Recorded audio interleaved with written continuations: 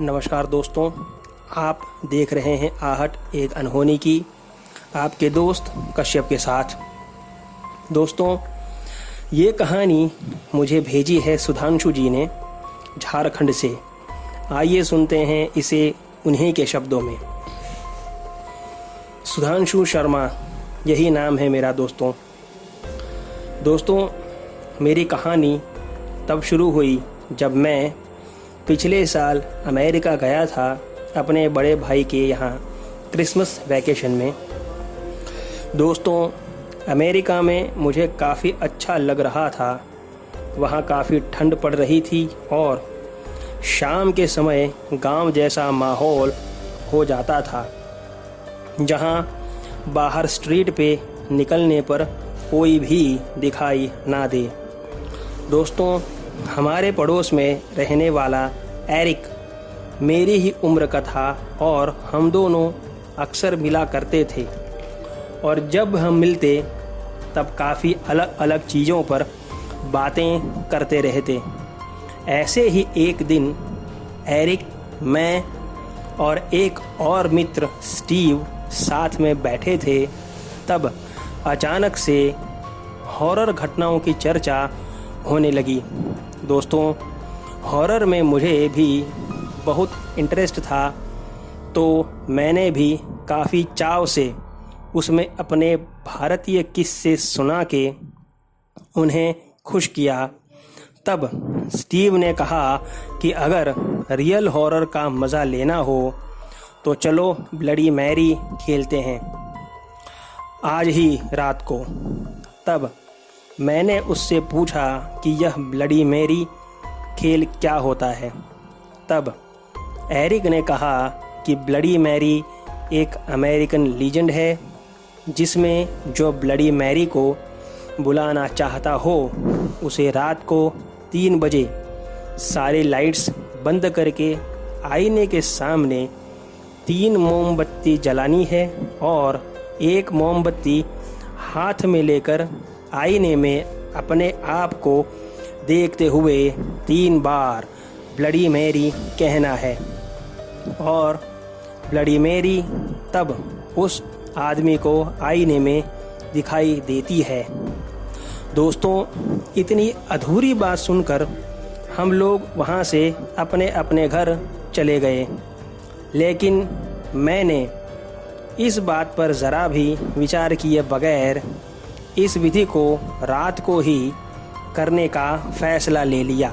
दोस्तों, रात के 2:30 बजे से मैं उठ गया और सारी तैयारी करने के बाद जैसे 3 बजे मैंने लाइट बंद कर दी और मोमबत्ती हाथ में लेकर आईने के सामने 3 बार ब्लडी मैरी बोलकर थोड़ी देर खड़ा रहा, लेकिन कोई चेहरा आईने में ना दिखकर मैं हंसने लगा कि ये सब बकवास है, और सुबह एरिक और स्टीव से ये बात शेयर करूँगा।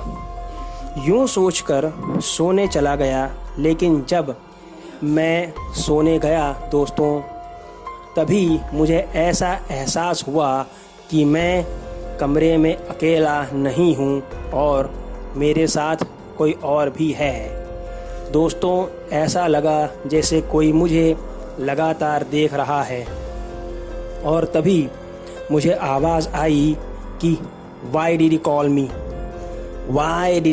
मी। और ये आवाज़ इतनी ज़ोर से आई कि मेरी घिघी बैठ गई।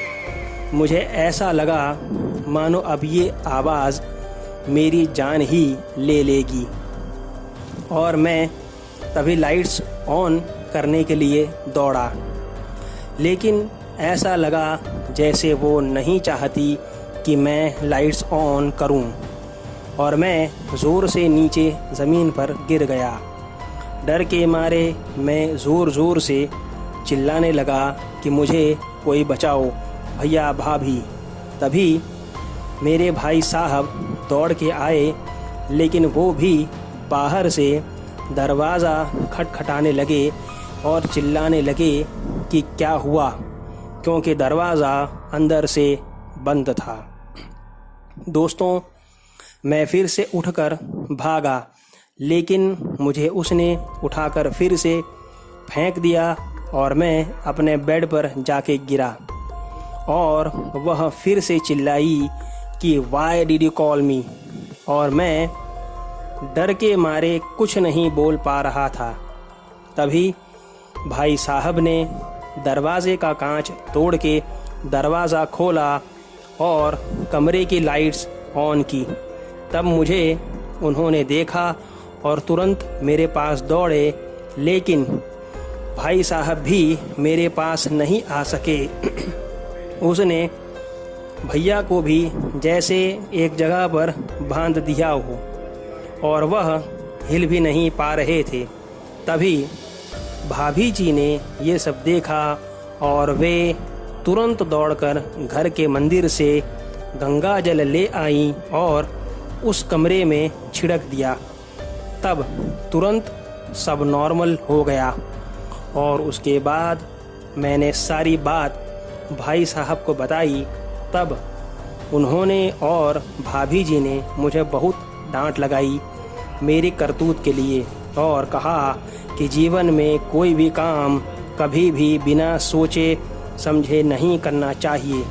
दोस्तों, उसके बाद मैं इंडिया वापस आ गया और आज भी वह मंज़र मेरे सामने आते ही मैं अंदर ही अंदर कांप जाता हूँ। तो दोस्तों, कैसी लगी आपको आज की कहानी, मुझे कमेंट बॉक्स में ज़रूर लिख के बताइएगा और चैनल को लाइक और सब्सक्राइब करना ना भूलिए।